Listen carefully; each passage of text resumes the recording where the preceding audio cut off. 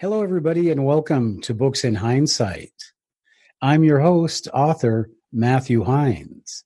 Today we have an amazing show. We have a Major Ed Dames from the remote viewing program that we all know about from the movie The Men Who Stare at Goats. Major Dames was the operations officer for the remote viewing program for the United States Army, and he is the author of Tell Me What You See. We're going to be talking about that book, and we're going to be talking about remote viewing and some really exciting targets that Ed and his remote viewers were able to look at. It's going to be an amazing show, but before we continue on, let me just remind people we don't monetize and we don't commercialize. We make our money from you, so go to booksinhindsight.com and pick out one of our great books, pick out one of the books by any of our podcast guest authors, or go to hindsight.com and pick out one of my great books. Or if you like, pick out one of our new t-shirts. They're really nice looking and just in time for spring. And if all else fails and you don't know how else to sponsor us, just subscribe and go to patreon.com/hindsight and sponsor us that way. All right. Well, we want to thank everybody for your continued support, for subscribing. And now, without further ado, let's go to the phones.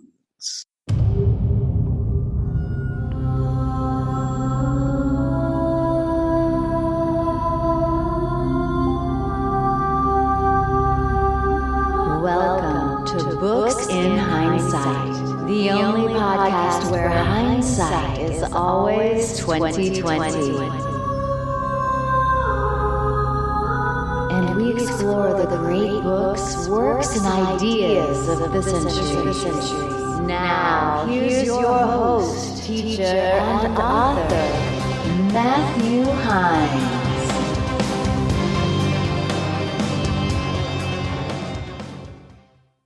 I mean, is this how far this has gone? Let's take the first one. You can get in a lot of trouble. Matt, I don't teach ethics. I do not teach ethics, period. I have my own ethics. I do not violate the sanctity of somebody's mind. I make exceptions, right or wrong, with terrorists and child abductors. And podcast hosts. Huh? No, it's a lot of work. It's at least 45 minutes to crack a nut like that. It's a lot of work. Yeah. And you're not working for me right now. I want to go bars, fens, treasure chest out in the desert. Yeah, I'll spend some time on that because it's fun. When you get to be as old as I am, it's not worth doing unless it's fun. So I get to have I have to have that in my life as well. If I want to affect a judgment in the court of law, for instance, or something like that, read the enemy's mind, the defendant's mind, or the prosecutor's mind. That can be done, but I'm not going to do it. You want to do it, go ahead. It's up to you. You'll take the hit somewhere else. By the way, and I'll get into the Soviet Defense Council in a minute because that's an interesting aspect of your question. When I talk to scientists, I don't tell them this because they throw the baby out with the bathwater. But I'll mention it to you. Most of the time, if I wanted to influence a jury or a prosecutor or get the goods on somebody, my own guardian angel will stop me. And that gets into a lot of things. But my own guardian angel, who's one of my best friends, will stop me from doing that in order to keep me on the destiny pathway.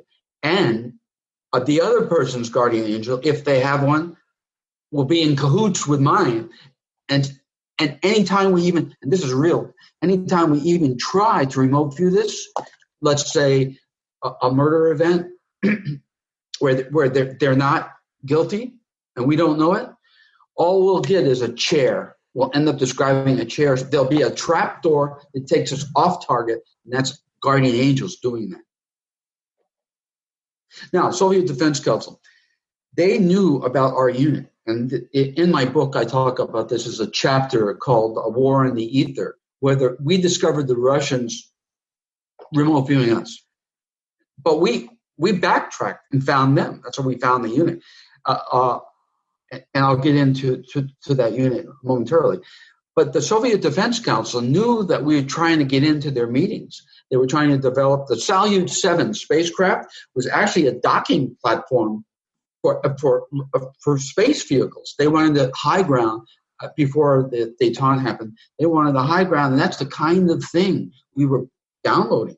Logistic tales in Afghanistan when they were fighting, where are their logistics supply? We were downloading all of that stuff.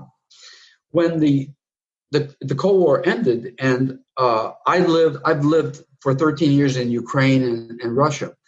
As you see on my website, during the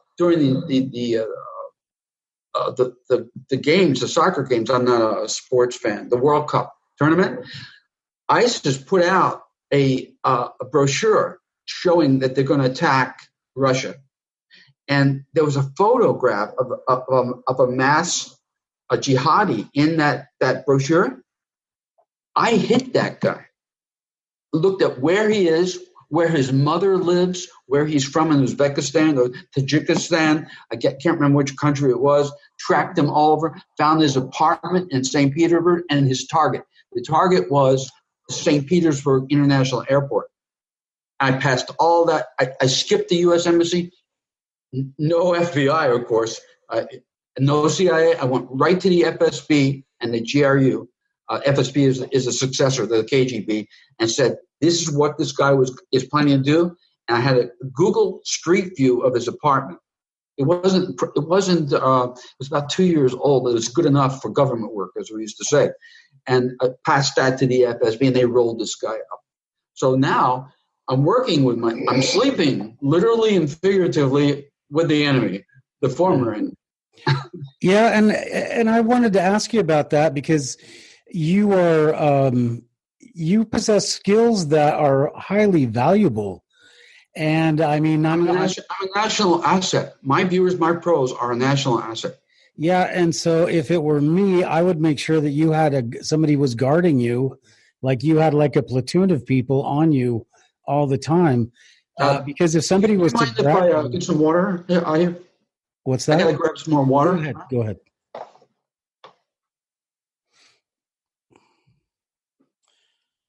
So I think while Ed is going, I can get the camera back to me, and yeah, I would think that somebody that you would be, and I don't want to give anybody any ideas, but you are a valuable asset, and the CIA knows what we're doing. The CIA knows exactly. They're going to need me someday when the vice president is kidnapped or whatever, something like that happens. I'm the keeper of the keys. So they watch me closely. The FBI taps my phone.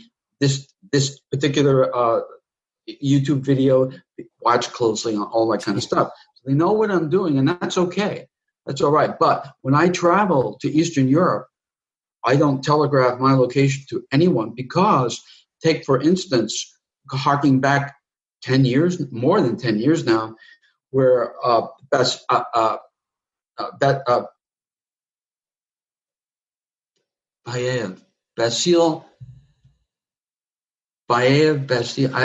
can't remember the guy's name right off the head. He's the one that daisy chained all the grenades in that school in Russia. Hooked them all together as a terrorist attack. Yeah. And Shamil Basayev. Well, after he did that, he was number one on my you-know-what list. Absolute number one. You hurt a kid, you rape a child, you're mine. Okay, I'm going to go after you. But him, a whole school, elementary school, what's next? A maternity ward?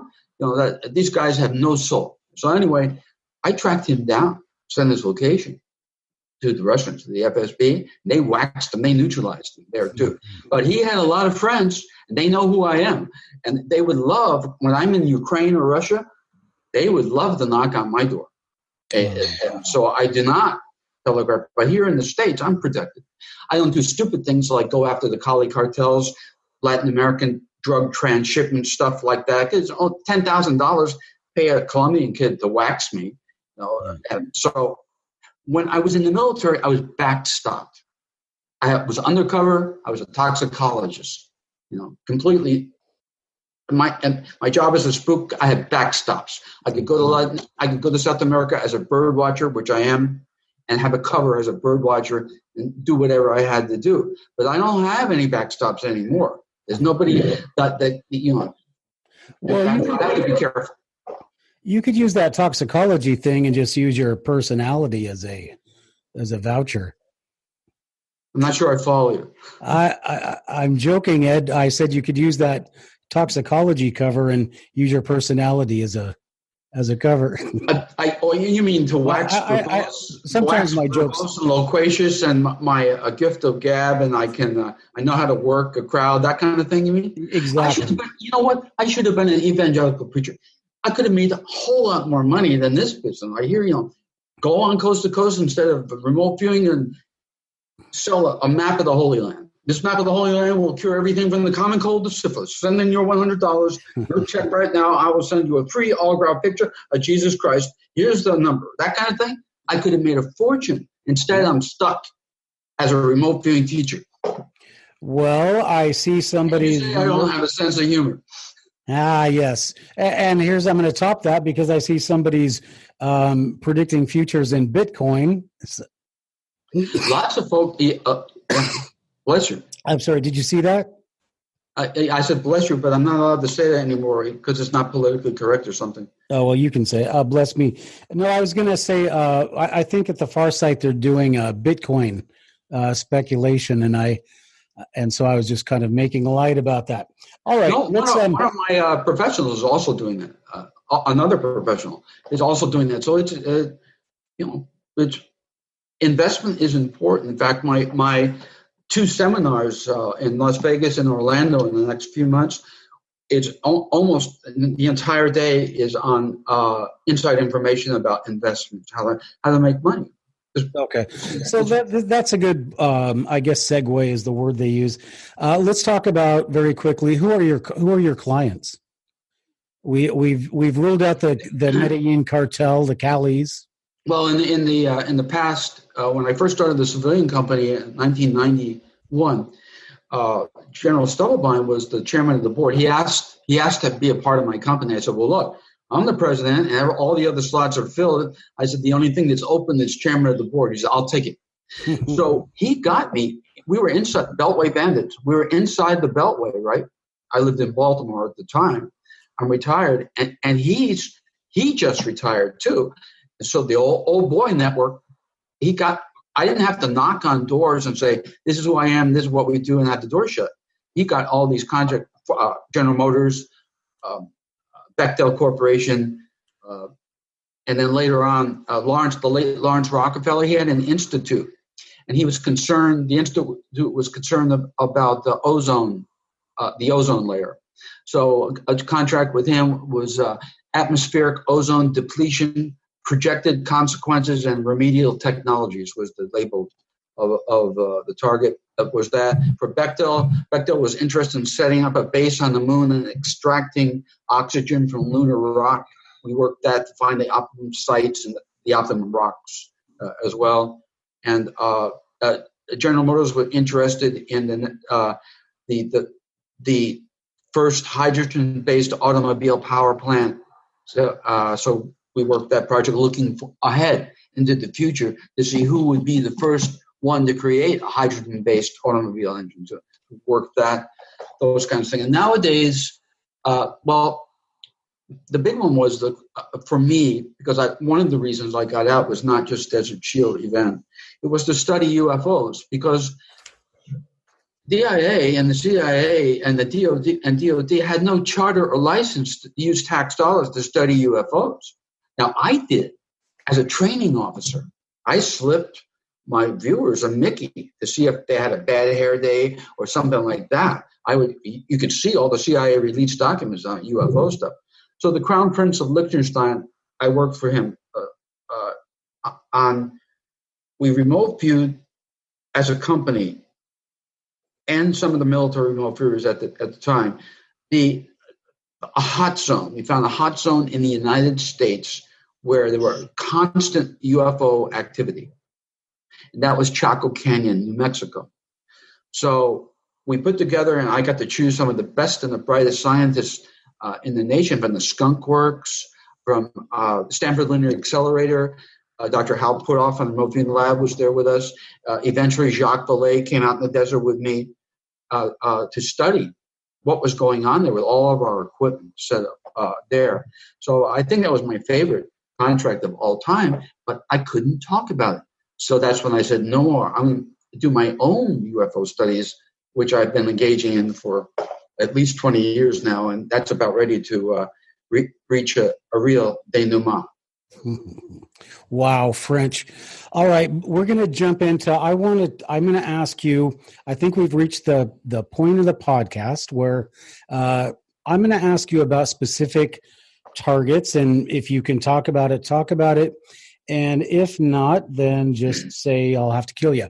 The first one, I want to go back, and you're talking about Delta Force.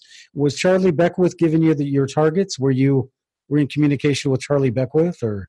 No, not with Colonel Beckwith.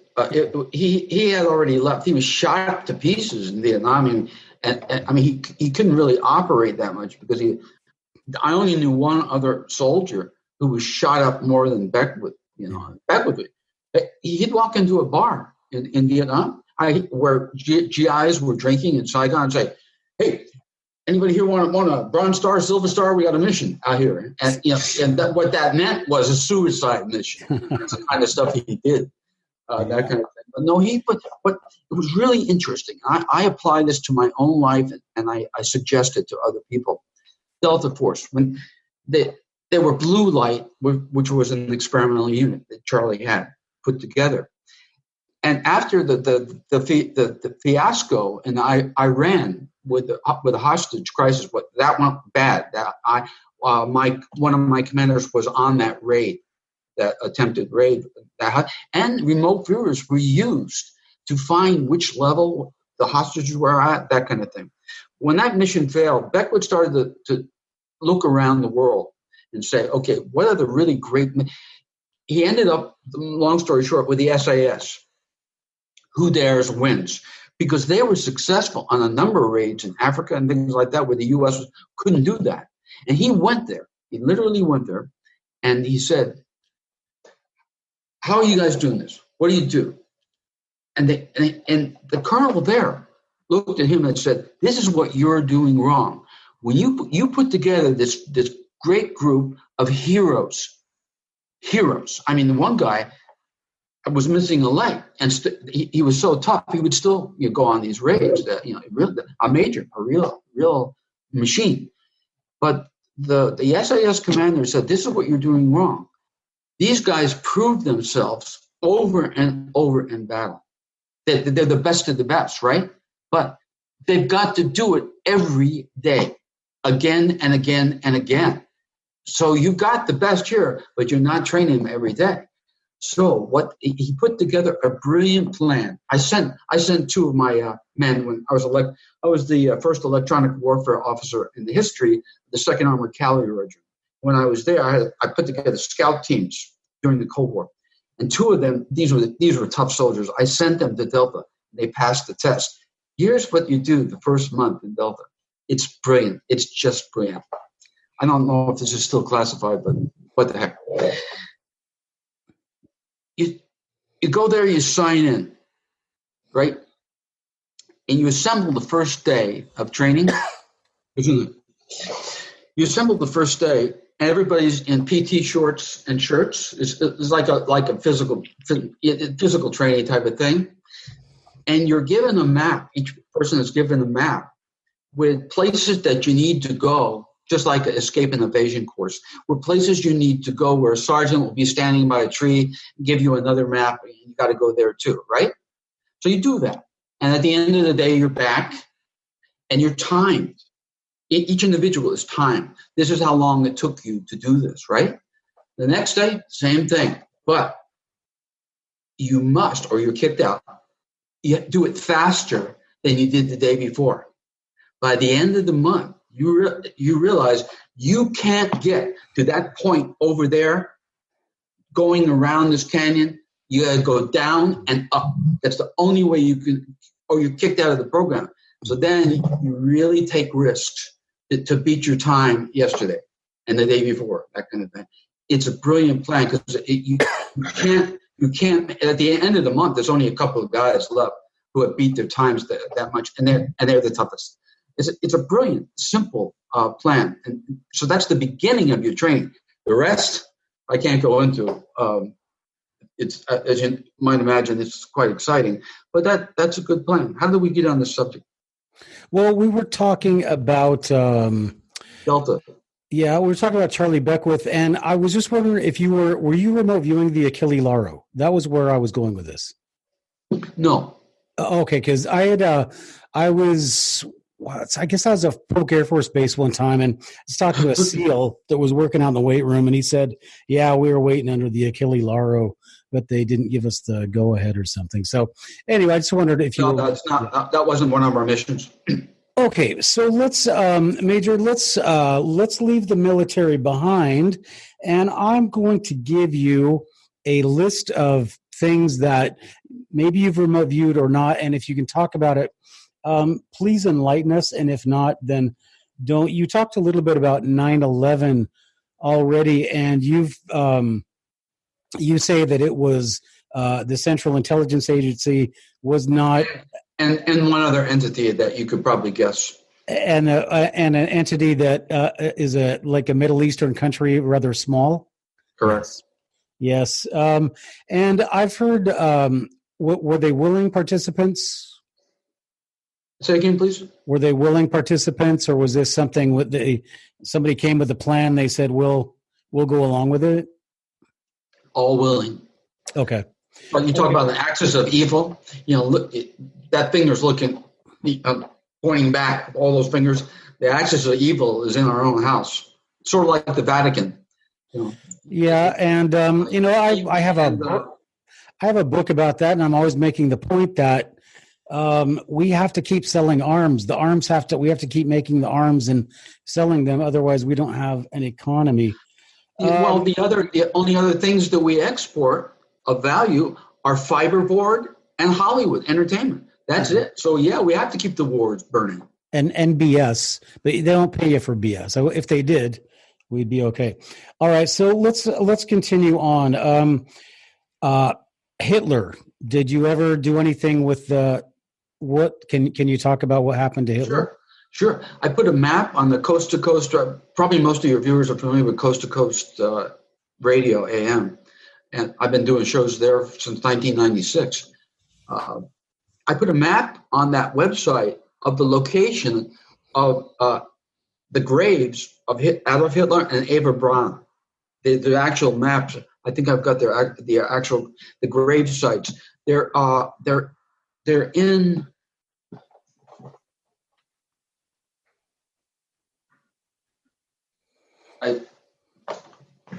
Where are they?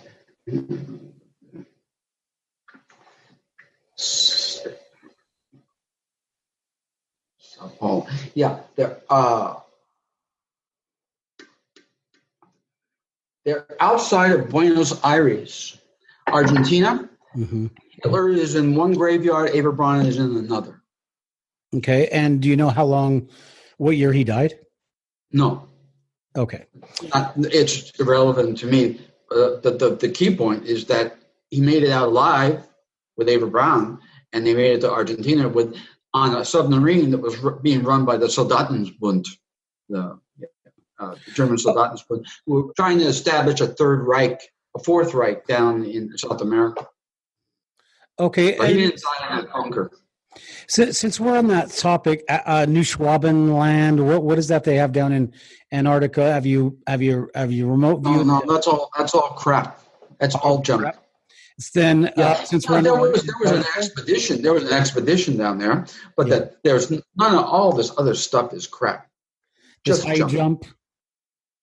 I'm sorry. High jump, Admiral Byrd, all of that. No, high jump. There were aspects of the high jump that were correct, but it's what people spin this stuff off and they lie, they fabricate that kind of. Take a look at what is this Philadelphia experiment, which was a real thing I actually saw the Navy Department classified document on the Philadelphia experiment, and it's tied in with Montauk, New Jersey, right? None of that is true. None of that stuff that's hyped up to be time machines and all this kind of stuff. It's just crap. But people buy into it. That's why I say there's sheep. There are no thinkers out there. For instance, a secret space program. Yeah, there's a secret space program, highly classified, but it has nothing to do with the kind of stuff that people are talking about out there. And all right, well, now you've you jumped right in there and you've shot down one of the points I was going to make about remote viewing the future. And when you talk about the Montauk Project, and is it Al Bielek? Al Bielek says that when you, because he traveled to the future, he says that when you go to the future, you lock our existence, because he went there, so we're locked into that. And so when we're talking about remote viewing the future, this is something I want to get into, and we might as well do it now. But it is my belief. I mean, according to Heisenberg, this is a known physical principle and done with quantum physics, that if you observe something, according to Heisenberg, you change it by the nature of you viewing it. It's going to behave differently. So, citing Al Bielek, when you remote view the future, aren't you locking us into that future or not? Yeah, this is a complex thing. First of all, when we download events, geophysical events are very large geophysical events that hurt a lot of people, human beings. It's very, very easy for us to foresee these things, whether it's an earthquake, a tsunami, a solar kill shot, or something like a meteor hitting a built-up zone. Anything that's geophysical and big turns out to be easy for us to remote view. And if we can download that information, it already exists in time. It's already there. It already happened in the future. All right? Big macroscopic events. But down at the microscopic level, the uncertainty theory is real. And there are paradoxes that pop up. So yes, if we remote view, let's say of the planet Pluto, or planetoid. The scientists, astronomers still can't make up their mind whether it's a planet or a planetoid. I think they're back to planet now. There's not much going on Pluto. And if you, as remote viewer, spend time remote viewing Pluto, and then another remote viewer later on remote views Pluto, they will detect that there's an intelligence there, but we won't be able to find it physically because you did leave, and you were part of Pluto at one time. So, yeah, to answer your question, and there are paradoxes in our work. If I want to remote view where you will eat dinner tonight, it can be done under certain circumstances. First of all, there's a preconceived notion that you will eat dinner tonight, and there's another preconceived notion that you'll be alive to eat dinner. So there's two preconceived notions. We don't deal with that in our work, generally speaking. But let's say, for sake of argument, that we're going to do that. I can do it. You could be sitting at your desk in a restaurant with your wife, anything, and I can get it right, unless I have any inkling of telling you, so that you can say, no, I'm not going to do it. We know this. So that's a paradox the kinds of paradoxes we do run into in our work. It's got to be, you seal this in an envelope and mail it to you, and you'll see where you ate dinner that night, and it'll be correct. But if I have any desire to tell you or give you a hint about what I came up with, we won't be able to download it at all. And this time, it's not guardian angels. It's just the way time and space work. Okay, so I've always had this idea, and here I'm going to argue about original thinking, is I think that time is like a train coming down a track, and, you take World War II, you end up in World War II, you're on the track. You're not, and there's nothing you can do about it. So kind of what you're saying is that the more people that are involved, the more that reality is going to be locked in. But like if there's just it's a personal choice or something with your family or something, then there's more options for. I guess I don't want to scare you by saying alternative timelines, but I mean, are there more options? There may be alternative timelines. We don't know. Okay. And who wants to know everything anyway? Like I tell people, I'd shoot myself if I knew everything.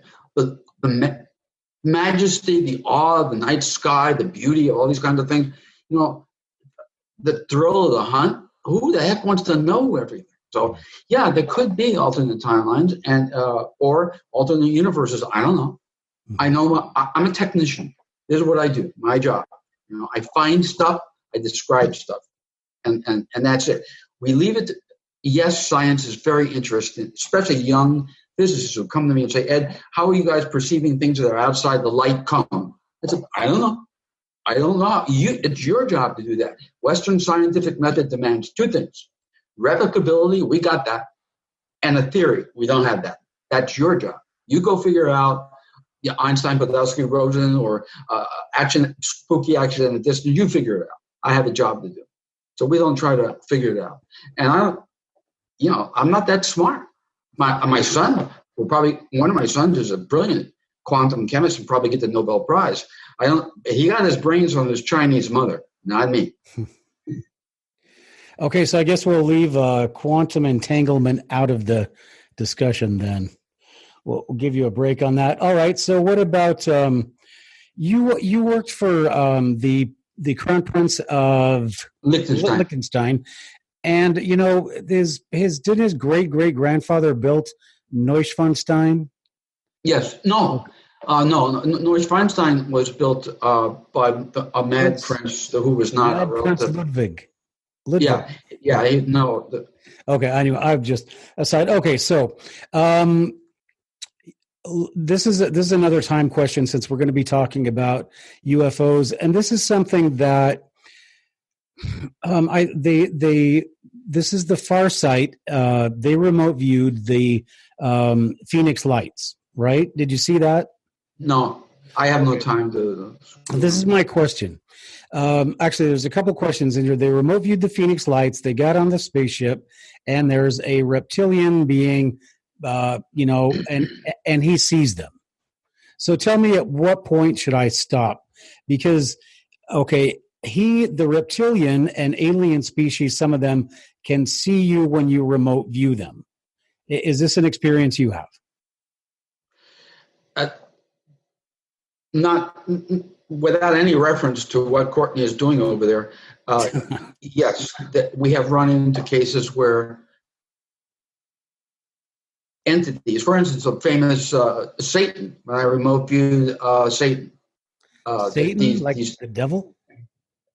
No, devil is different than Satan. Mephistopheles, the devil, Satan. After the Columbine Massacre, I thought, this is the first time in recorded history that children kill children. There's nothing in history, children killing children. Maybe this idea of evil actually exists. Okay? I didn't know. So I started to research that. And one of the things I did was to target the idea of Satan, just to see if it's real or not. Is it just a field or an actual entity? It's an actual entity. And that thing, looking crystal beauty, absolutely beautiful, but it could suck your soul right out of you. It was like, I do not want this thing looking at me. I use looking allegorically, but yeah, that's one case. But there are other lesser cases where even people are vulnerable. We knew this in the unit in secret operations. People are vulnerable when they sleep. If you have a group of remote viewers who want to influence, this is not like psychokinesis or telekinesis, which I can talk about. If you have a group of viewers who want to influence somebody and disturb their sleep, they can do it. They're trained to do this. People are very, very influenced when they sleep. Their defenses are really down. That's when you go for them in an active sense. All right. So going back to the devil, and then we have to go back to this. Devil. Satan. Satan. Was there a reaction? You're remote viewing Satan. Did Satan know you're remote, and I don't want to say him, because I think this is an energy, isn't it? I use it. There's no male or female. It's it. But it's just a negative. It's a crystal. I'm unbelievably beautiful crystal type of entity. It knows what's going on, but it's so powerful, and it's nothing I want to be around. I don't want it to know I'm looking at it. Right. So he didn't try to get you to vote Democrat or anything like that. No, I don't. No. Okay. There I go again. All right. So, so you, what I'm talking about with this Phoenix Lights thing is these guys say they went back in time to 1997, remote viewed a spaceship. There's an alien on the spaceship, but how is that alien still in 1997? I mean, how is the alien cognizant in 1997? That's a big headache, isn't it? How can that even be possible? That it's like the aliens waiting around for somebody to in the spaceship above Phoenix in time, waiting for somebody to come and remote view them. And I've also had you can actually. In fact, Joe McMoneagle ran into this in a couple of Mars stuff. Yes, if a person is dead and gone, you can still remote view them in the past and get inside their head when they're sleeping, and they will dream of you. They'll dream. You can affect their dreams, even though they're long gone. Okay. But it really shows you this idea of time is these events that I talk about, these events that happen, your death, my death, and things, they already exist in time. So it's a conundrum that we deal with. Okay, so going back to so you're remote viewing, you talk about you're looking, like in the example of the wallet, you're not looking for the wallet, you're looking for the location. We can describe the wallet if we want. That's an interest. We don't want to describe the wallet. I'll tell you why. Because if the wallet is the target, what you'll end up with in your results of remote viewing are a cow in a field. Because it's so novel that this animal was killed in a horrific, violent way, painful way. That's novel, and the reference is your wallet. And you're asking unconscious to look at this wallet, and the matrix says, "Whoa, take a look at this." It's all connected. The animal that died that violent, horrible death is connected with that piece of skin that you have right there. No, we want the location. Oh, okay. So that I'm trying to pin down here. I'm looking for almost a 3-dimensional, 4-dimensional. We need a location and we need a time. No, nope. We don't need a time because it's implied when the remote viewer's pen touches the paper and they begin a session. From that point on, it's like a freeze frame. That point in time, and you'll describe the wallet where it is presently. Okay. Now, there are other ways. For instance, and we get a unit citation. Carlucci, the Secretary of Defense, gave us a unit citation, a sci-fi unit, for tracking down Muammar Gaddafi. And we ran into some big problems because, and again, Delta was parked out, and this is a real story, in the Mediterranean, waiting for us to go roll this guy up. But there were two problems. One was he surrounded himself with children. And in those days, the U.S. walked the moral high ground. We really did. So there's no way things have changed. Now, we could have asked the Israelis, the Mossad, to do it. They had no qualms. But we couldn't do that. But the problem that we ran into with remote viewers, I as the operations officer, was tracking him. He was playing the shell game. He kept moving around. By the time we finished our work, at the end of a day or a day and a half, he moved. So what I had to do was look at his next location and describe that, and then wait for and ambush him there. In the end, we didn't kill him. Somebody else did, as Hillary Clinton knows. Yep, wonderful. One of our long list of many. Have you ever remote viewed the Clintons? Handiwork? Only her as a training target. And an interesting thing in our work, unless you turn after an hour, you start sketching and drawing and modeling. We don't know exactly whether we're dealing with a man or a woman. So in her case, viewers pick up the idea of masculine. In her case, pretty common type of thing. Only if we start drawing and sketching, for instance, if a woman is pregnant, one of the if it's a boy or a girl, yeah, very easy. It only takes less than 10 minutes sometimes. We describe the genitalia. Just 10 minutes worth of work. On Hillary Clinton? No, please. Okay. No, I'm saying if a friend was pregnant, and wants to know the sex of the baby, but okay.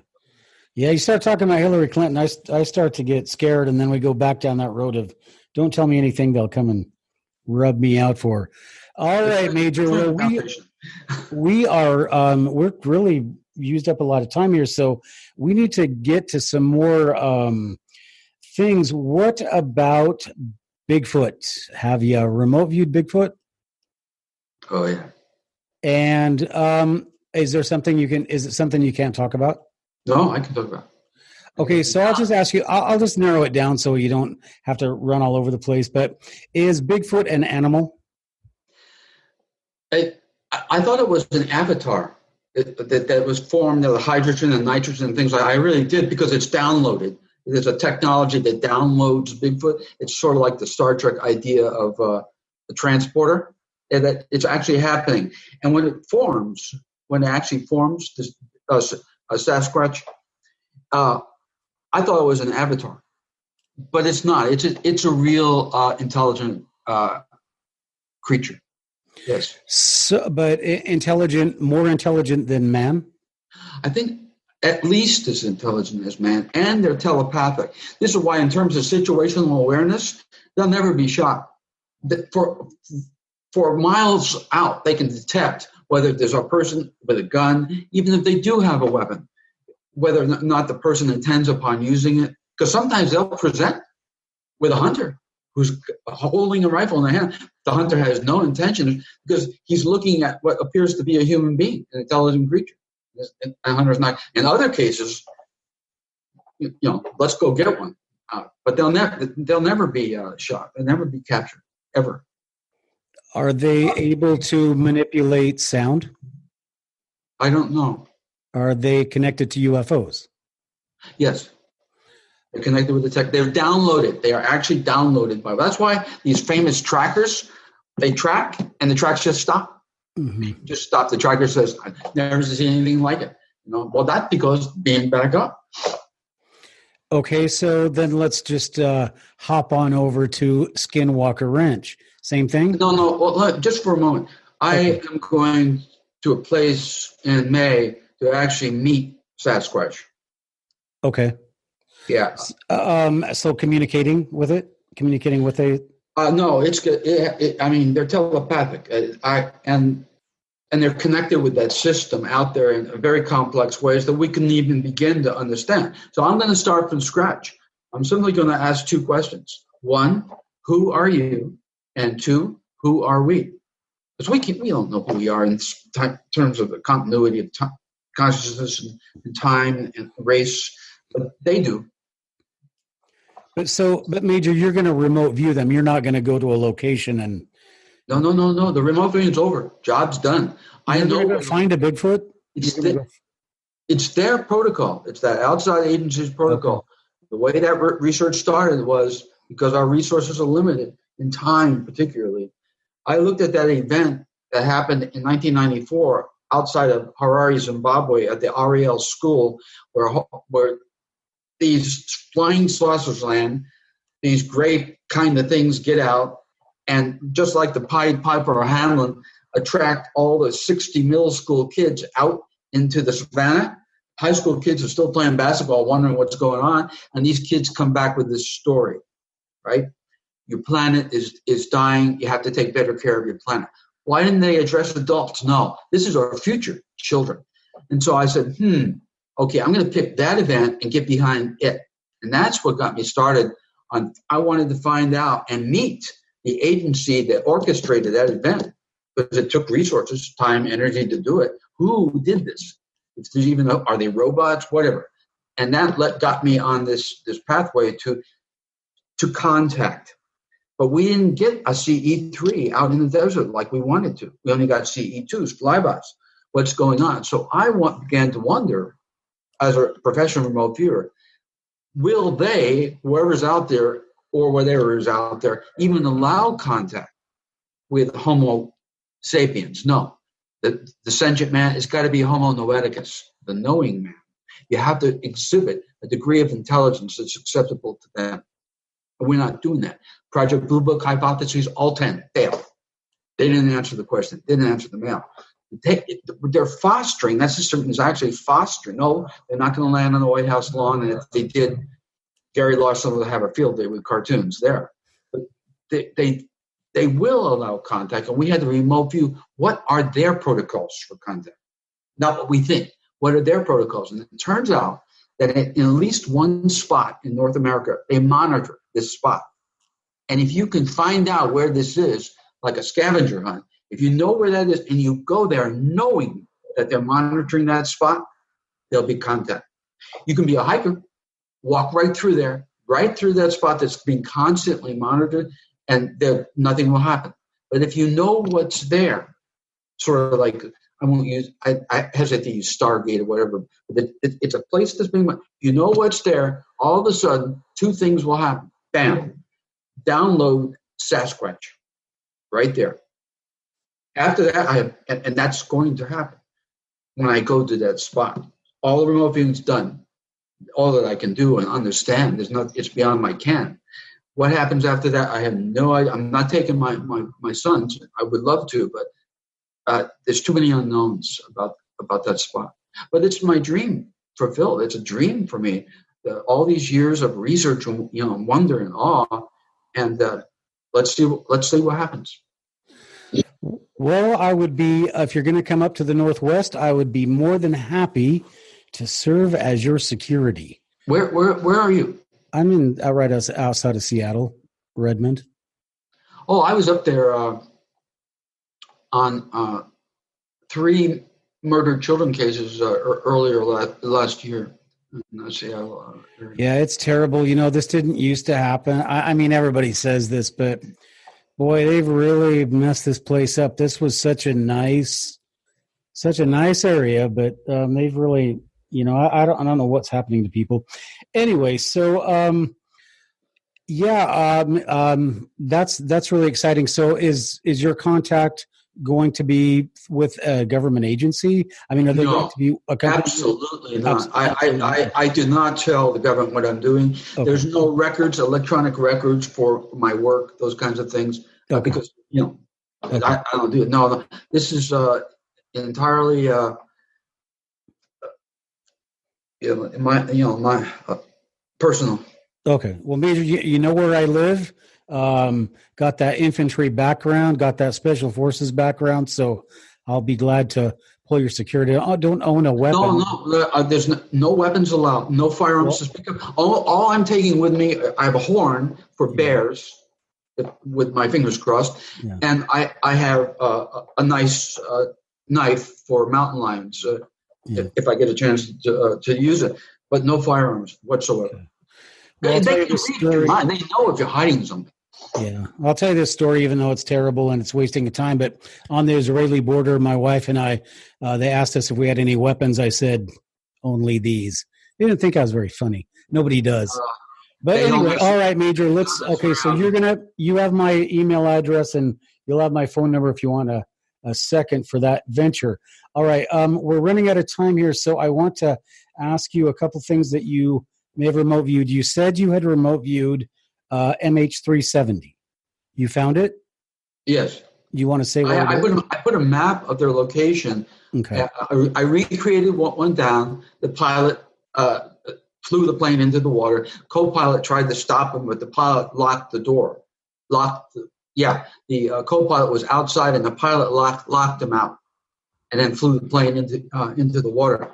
And the aircraft, if you look at Myanmar, here.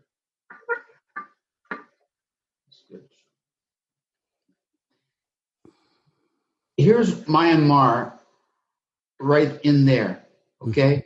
And the aircraft is in the water right there in the Arabian Sea, not down here. Mm-hmm. It's way up there. That's where he crashed it to. And I put that location on a map. So the way I found the location, I didn't look for the aircraft. I looked for the location of 3 people. The pilot, the co-pilot, and one of the passengers. I had a photo of one of the passengers. So I cross-referenced those 3 people to find the location in the water. It's not nowhere near where they've been searching. Yeah, and you can see it. That guy showed the satellite, how you can view the airplanes in flight, and the thing goes down right there, right where you're pointing at. I didn't see that. But to me, it looked like there were some really fast-moving aircraft on that on the radar, really fast-moving aircraft that show up, they disappear, and that thing just looked like it had all the earmarks of being shot down. All right, let's move along. Skinwalker Ranch. Yeah, remote viewers my team members were asked to go up there and try to help out, to help understand, what's going down on the ranch there too. And I wasn't a part of that. My pros were. One of my pros was, but I didn't go up there on that one. Yeah, because it's not a lie.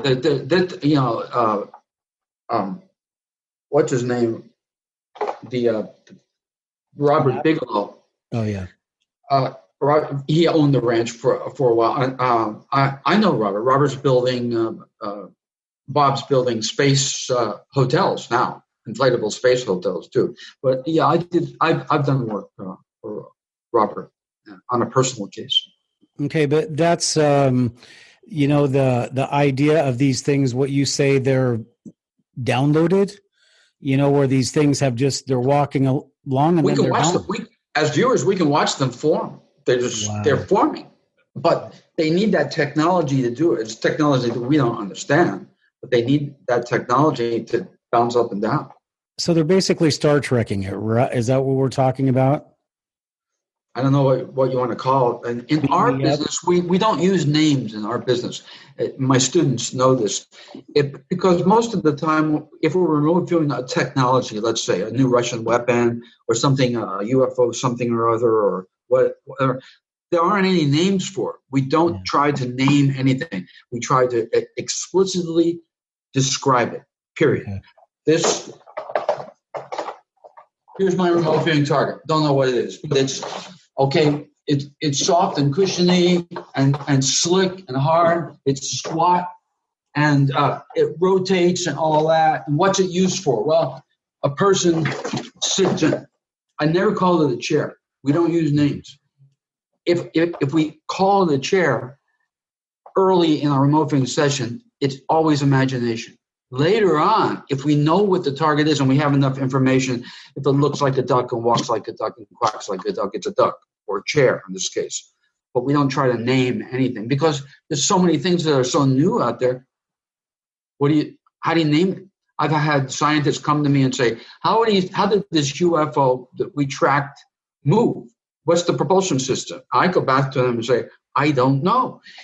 It's like it creates an electron hole in semiconductor material and pulls itself into it. Oh, thanks, Ed. We're talking about races that are not only 100 million years ahead of us. That's not. If you look, Paul Leavitt talks about that with the B-2 bomber, how they're using electrogravitics, I guess, to put a leading edge of negative electrons, and it follows with all that stuff I don't understand. But okay, so I don't want to get lost here. What was I going to ask you? I was going to follow up something about that. Yes. These things. Okay, so on Skinwalker, we had the wolf, the dire wolf, we had these different creatures. I think they said they saw Bigfoots. So you're saying that these things are basically downloaded. Does that mean that they exist someplace else that they can be downloaded from? Yes. Yeah, they exist. They do exist somewhere else. Okay. It's in a very it's a place that looks like Greenland. It's cold and pretty stark, but we don't know if that place is on Earth, another planet, on Earth presently, on Earth in the past, that they're time traveling. We haven't established that. It's better just to ask them. Okay. Yeah, and then maybe we'll understand someday that another dimension could be time. So, because that's what it seems to me, is that these things are just basically moving through time at different speeds. Last one I'm going to ask you, Major. You touched on it earlier. You know where Jimmy Hoffa is? Yeah, Jimmy. That was we did this in workshops. Very, very non-complex a case to work with. So, like a long story short, the results of that work was Jimmy Hoffa. You know the stories of he was cemented in a dam. No, if the last page of a remote viewing session is called the site template, and on that page is the location of Jimmy Hoffa. So what happens is you just have something like this and something like that and some plants here and some bubbles that are coming up to the surface of water. Oh. Hoffa was acid bathed and poured down the drain. Oh. So his location is all over the Hudson River. Oh. Wow, and now you're laughing. That's funny. All right. Well, Major, I think we've had, this is so awesome to just be able to ask you all of these things. I could sit here all day and ask you. I just wanted to point out, I want to think that there's a couple of guys out there that swear that I was on Mars teaching them all kinds of stuff. You know, you've heard of these guys before too. Well, the White House actually came out with a statement, and I have the link to the article. Wired magazine published it, and the White House spokesman said, no, President Obama was not trained by Major Dames on Mars. They actually, I don't know why they even bring that up, but I have the article. Isn't that funny? Oh my gosh. He's up here. Basaccio, I think is his name. Those guys, they used to call my office when I had an office in Beverly Hills and demand that I come clean. Wow. I was flying helicopters on the border during the Cold War in 1981 or wherever you said that I was on Mars. Maybe I'm bilocating. Yeah, well, you messed up his presidential campaign by not coming clean on that, I'm sure. Well, that's right. He was running for, Yeah. So, well, Major, this has just been the most enlightening experience I've had so far in the podcast business, and I really thank you for coming on and spending some time with us. Pleasure. I just want to remind people, do you want to mention anything about kill shot or? I think that's very easy to find on the internet. And now scientists, that was a neologism that I used, and scientists adopted that kill shot too. Yeah, there were two solar flares in the last 10 years off the back of the sun that scientists said would have taken us back to the stone. One of them would have taken us back to the Stone Age. Okay, what I'm saying is a time is coming where one of them will take us back to the Stone Age. You need to be prepared. There are sanctuary locations where infrastructure collapse it won't bother you.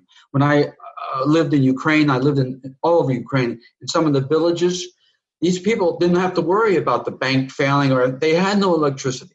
They had a outhouse right here. They wouldn't know if the power went down or the bank collapsed too.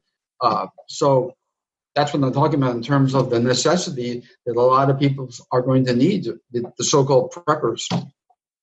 Yeah, and Major Dames has got an extensive website where he talks about an upcoming solar flare. And Major, I just mentioned to you that even Plato in the dialogues, they talk about how the Earth is unstable and that every now and then we are consumed by fire, which can only be solar flares. So it's something that verifies what you're saying in kill shot. So I encourage people to take a look at that and look at Major Dame's website, learnrv.com. And of course, I want you to please check out Ed's book, Tell Me What You See. Ed, are you going to be writing any more books? No, in fact, that one, the author there was Joel Newman, that is deceased now. He arm twisted me he wanted me to write a book. And I kept saying, no, I have no time to write a book. But he finally got me. It took about 1.5 years, 2 years to get that done. And but I have no time. Yeah. But in Tell Me What You See, you have specific targets that you remote viewed, correct?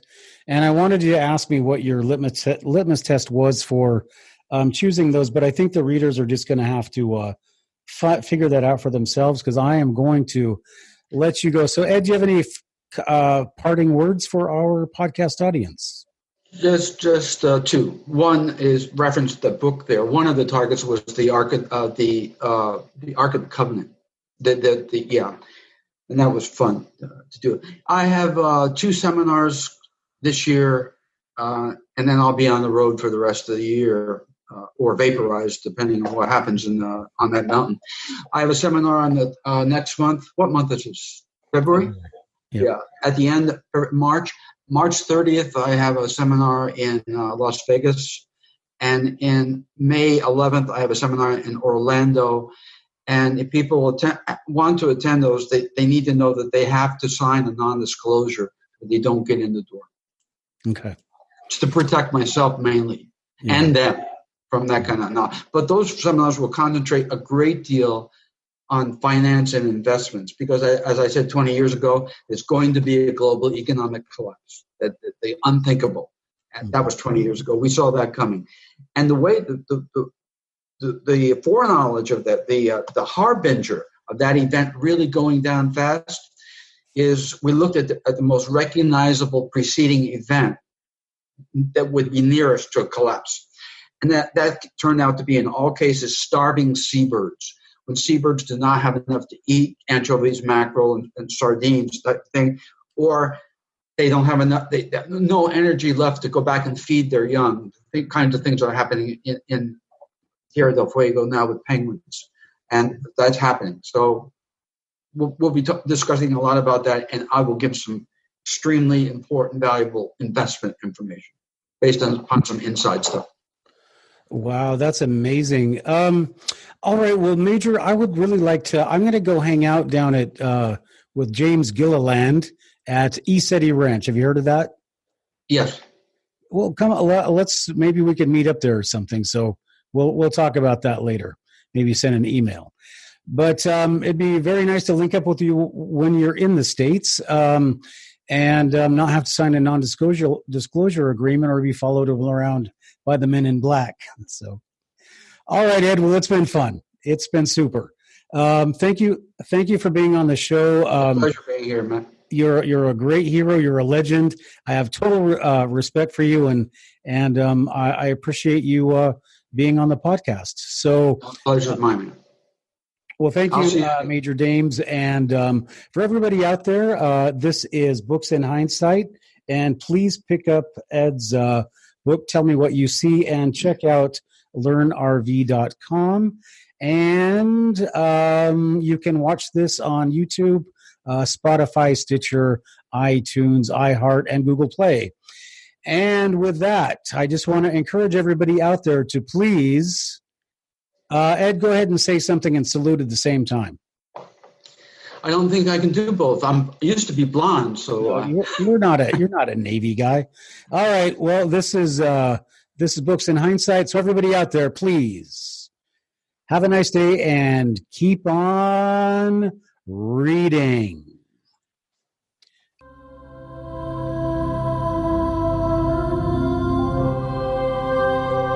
This has been Books in Hindsight with your host, Matthew Hines.